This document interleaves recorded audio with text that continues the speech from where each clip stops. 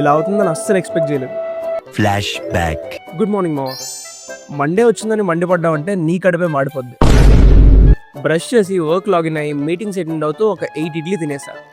తిన్న తర్వాత కొంచెంసేపు వాక్ చేసి ఫ్రెష్ అయిపోయి బ్యాగ్ తగిలించుకొని ఆఫీస్కి స్టార్ట్ అయ్యాను. వెళ్లే ముందు డే అంతా స్వీట్గా ఉండాలని ఒక షుగర్ కేన్ జ్యూస్ తాగేసి వెళ్ళా. ఇందులో షుగర్ అది కొంచెం షుగర్ తీసుకురావయ్యా. హై ప్రోటీన్ బౌల్ అంటే భయో ఏంటా అని ఓపెన్ చేసి చూస్తే ఒక గుడ్డు, క్యూబ్స్లో కట్ చేసిన చికెన్ పీసెస్, చేతికి దొరికిన ఆకులు, అంతే. దానికడ 200 బాధాడు. ఆ దారుణాన్ని చూడలేక కాల్ జాయిన్ అయితే స్టార్ మహిళా గేమ్స్ ప్రోగ్రామ్ ఆర్గనైజ్ చేయమంటున్నారు.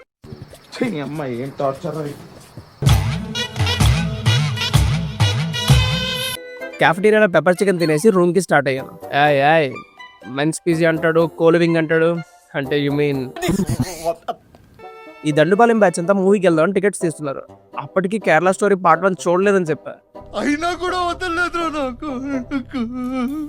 బండి స్టాండ్ అస్సం అవడంతో వాళ్ళందరూ బైక్స్ మీద వచ్చి నా మొహన సైకిల్ కొట్టారు. అలా తొక్కుకుంటూ థియేటర్కి రీచ్ అయిపోయా. ఆ సినిమాకు పెద్ద దండం. సినిమా కంప్లీట్ చేసుకుని రూమ్కి వెళ్ళేసరికి 3 అయింది. పడుకోవచ్చుగా పెద్ద మనిషి. పడుకోకుండా స్నాక్స్ ఆర్డర్ చేశాడు. ఈ క్యాన్ ఓపెన్ చేద్దామని చూస్తేనేమో ఆ ఓపెనర్ ఎరిగిపోయింది. దానికి చిన్న బొక్క పెట్టి స్నాక్స్ తింటూ సిరీస్ చూస్తూ పడుకున్నా.